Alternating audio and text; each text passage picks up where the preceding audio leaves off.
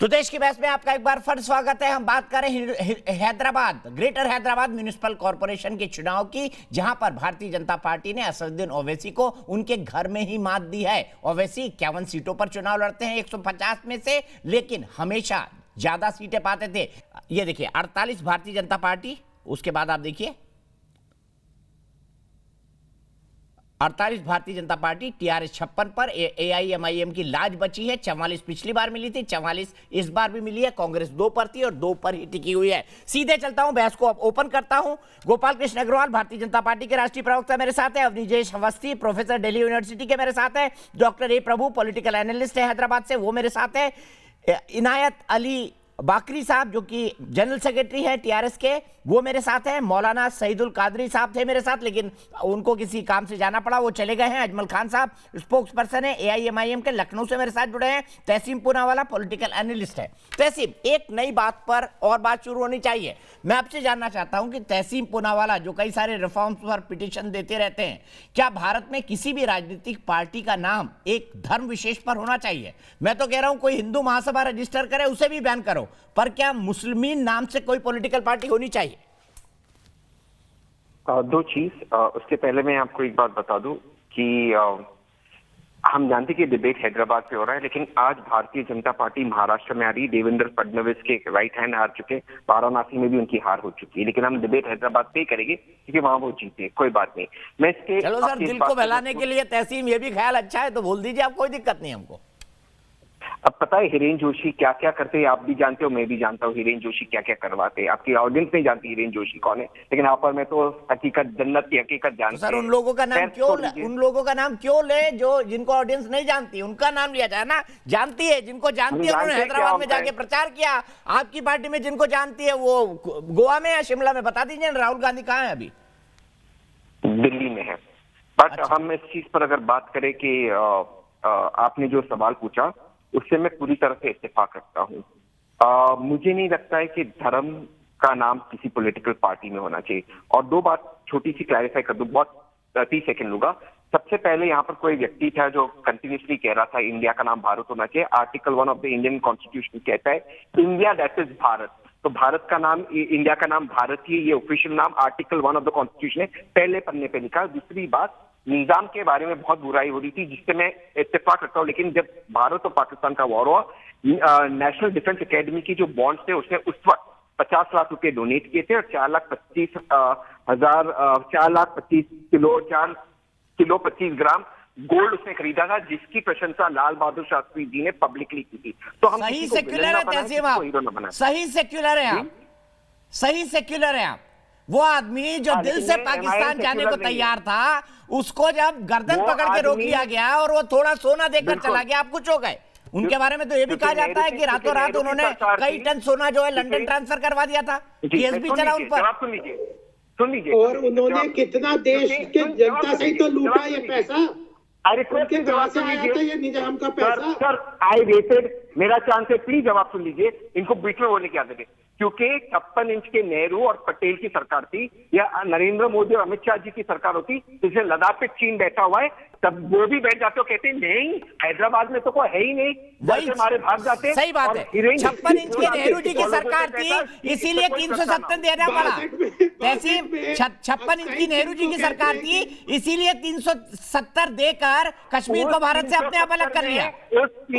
खुद हाथ से शामिल थे, चाहे चीन से अक्साई चीन को किस बुरी तरह से हारे, तिब्बत को चाइना का हिस्सा मान लिया था, तिब्बत को चीन का हिस्सा मान लिया। कोई तो तहसीम पूनावाला, और तहसीम पूनावाला आप भी उस मीटिंग में बैठते थे क्या? आप बता रहे हैं घर पे मीटिंग होती थी, आप भी बैठते थे उस मीटिंग में? नहीं, अनफॉर्चुनेटली मैं उसको पहला नहीं हुआ था, लेकिन मैं दीनदयाल उपाध्याय व्हाट्सएप यूनिवर्सिटी का प्रोडक्ट नहीं हूँ, एक्चुअली मैं हिस्ट्री पढ़ा हूँ। तिब्बत के शरणार्थी अपने गोपाल अग्रवाल जी, उनका कहना है कि निजाम बहुत अच्छे आदमी थे, क्योंकि जब भारत पाकिस्तान का युद्ध हुआ था तो उन्होंने कुछ किलो या कुछ ग्राम सोना दिया था। उनको याद नहीं था एग्जैक्टली, मुझे भी नहीं याद। 50 लाख रुपए। अगर सरदार पटेल नहीं होते तो अभी वो कत्लेआम कर रहे होते। उनने धमकी दी थी कि मैं हिंदुओं का कत्लेआम कर दूंगा। गृह मंत्री थे नेहरू के, अगर नेहरू नहीं होते, नेहरू प्रधानमंत्री थे, तो बस नेहरू को आप बुलाना निजाम की चाहते हो। बात कर रहे हो नेहरू ने इस ना। देश का सरदार हाथ पटेल तो संभाला हमारे है। थे। इस देश को एकता अच्छा, नहीं है। असली बात मैं बता देता हूँ, दूसरी बात सुन लो। देखो अरे ये असली जो बात आप अमित शाह जी से पूछे, चीन कैसे घुसा, तहसीन ये पूछने पूछे अमित शाह वाला जी सुन से। लो, आपने कहा ना कि लोगों को बोलने दो, सुन लो अब, सुन लो। पहली बिल्कुल बात सुनूंगा। ये है कि जो स्वतंत्रता के बाद कांग्रेस ने ये धर्मनिरपेक्षता के नाम पे मुस्लिम तुष्टीकरण की राजनीति कही, उस पे पटाक्षेप हो गया है। मुसलमान भी नाराज है आज उनसे और हिंदू भी नाराज है। मुसलमान इसलिए कि उनको वोट बैंक बना के आपने उनको एक्सप्लॉइट किया कुछ नहीं। सच्चर कमेटी ने आपके चिथड़े फाड़ के साफ रख दिए कि क्या किया मुसलमानों के लिए। और हिंदू इसलिए नाराज है कि आपने मुस्लिम तुष्टीकरण के नाम पे जिस तरह से हिंदुओं के साथ दुर्व्यवहार किया, ये दो नाव पे पैर रखने के वाले समुद्र में डूबते हैं। अब MIM की बात सुन लो। MIM ने क्या किया, मुस्लिम तुष्टीकरण की बातें करते हैं और जो चीज जगह जगह पे भारत में केवल मुस्लिम, और ये कहते हैं कि नस्ल खत्म कर देंगे। भारत की 85% जनसंख्या जिस धर्म की हो उसकी आप नस्ल खत्म करने की बातें करते हो और फिर कहते हो कि बैकलैश नहीं होगा। फिर इस तरह की राजनीति करते हो, कुछ तो जमीन से जुड़ के राजनीति करो। अगर आपको मुसलमानों की और ऐसी राजनीति करनी है तो भारत में इसके लिए जगह नहीं है। ठीक है डॉक्टर प्रभु, क्या ये AIMIM की हैदराबाद में राजनीति के अंत की शुरुआत है? मेरा बड़ा सीधा सवाल है। देखिए मैं इस चीज़ को मैं नहीं मानता, क्योंकि मैं बताता हूँ। देखिए MIM के जो लगभग 25 to 30% लोग जो सपोर्ट कर रहे हैं वो हिंदू भी हैं। ऐसा नहीं कि MIM ने कुछ काम नहीं किया, MIM ने काम भी किया है। और जितने दरिया दिली अभी हैदराबाद में लोग कह रहे, अभी हमारे पैनलिस्ट कह रहे थे कि निज़ाम ने वो दिया ये दिया। देखिए आज भी कहावत ये होता है, मैं आपको बताता, दीपक भाई एक सेकंड, आज भी ये कहावत होता है कि अगर कोई दरिया दिली दिखाता है, देखो ये निज़ाम का औलाद कितना अच्छा, मतलब ऐसा कहावत होता है। MIM लूज़ किया है एक की वजह से ये है कि जितने माइग्रेंट, मतलब जितने जो हिंदू लोग हैं, हर एक व्यक्ति हिंदू जो उठ के वोट डाले हैं। हर बार नहीं होता था, लेकिन इस बार क्या हुआ है, इस बार हर एक व्यक्ति घर से निकल के वोट किए हैं, और वो भी सोशल डिस्टेंसिंग, मास्क लगा के, मतलब मन से किए हैं इस बार वोट। तभी तो 4 से 50 लगभग 4 से 48 आया है। ये तभी संभव है जब कोई मन से, कोई अपने आत्मविश्वास और मन से करता है काम, तभी इतना आप बढ़ोतरी देख पाओगे। अगर किसी के फोर्स से नहीं होता, अगर फोर्स से होता तो बहुत कुछ चीज़ें हो जाती थी, लेकिन ये मन से हुआ है, तभी तो बीजेपी के इतने वोट शेयर बड़े हैं। ठीक है, अब अजमल साहब मैं आपसे जानना चाहूँगा, अजमल खान साहब, मैं बड़े अदब से आपसे जानना चाहूँगा कि आपकी पार्टी का नाम ऑल इंडिया मजलिस इत्तेहादुल मुस्लिमीन है। भाई हमारे डॉक्टर प्रभु तो कह रहे हैं कि ये 30-40% हैदराबाद के हिंदू जब मौका होता है आपको भी वोट करते हैं, तो ये फिर ऑल इंडिया मजलिस इत्तेहादुल भारतीय या इंडियन या भारत के लोगों की या पूरे समाज की क्यों नहीं है? क्यों ना नाम बदला जाए AIMIM के? और आज इस चर्चा की आप शुरुआत करिए, बोलिए बदलना चाहिए। भाई देखिए अब आपकी मर्जी से बोलेंगे नहीं। देखिए एक पार्टी हुआ करती थी, सर मेरा तो आपसे सवाल पूछ सकता हूं, मैंने वही उसका नाम हुआ करता था, उसका दीपक टिमटिमाते बुझ गया। जी मैं उसी पे आ रहा हूँ। देखिए उसका दीपक बुझ गया, जनसंघ बदल के भारतीय जनता पार्टी हो गई। अब थोड़ा कमल खिला है जी। सर मैं कह रहा हूँ दीपक कभी नहीं बुझता, एक आपके सामने जला हुआ बैठा है। होना ठीक है।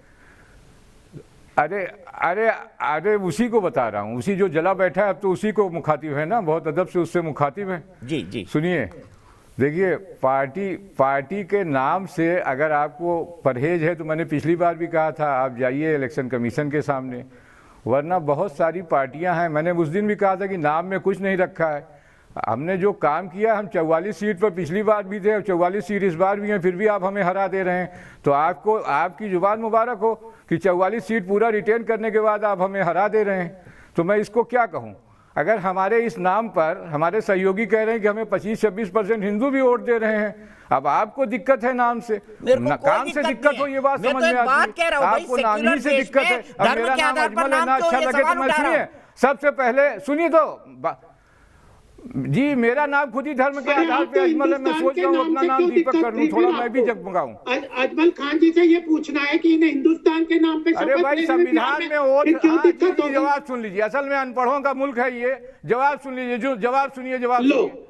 संविधान में हमारे साथी कह रहे थे पहले ही आर्टिकल में लिखा है इंडिया दैट इज भारत, और उसी के शेड्यूल में आप अनपढ़ों का मुल्क कह रहे हैं। इसी मुल्क के आदमी ने आर्यभट्ट ने सबसे पहले 0 दिया, समझे आप? सबसे पहली संविधा भारत ने दी, दशमलव हमने दिया, चांद पे जाना हमने सिखाया, विमान सबसे पहले आपने दिया। सर इसको प्लीज अनपढ़ों का मुल्क मत कहिए। जवाब सुनिए, अनपढ़ों का मुल्क कह रहे हैं। संविधान में अरे जिस देश की रोटी खाते हो, अन्न खाते हो, उसके बारे में इस तरह की सोच रखते हो।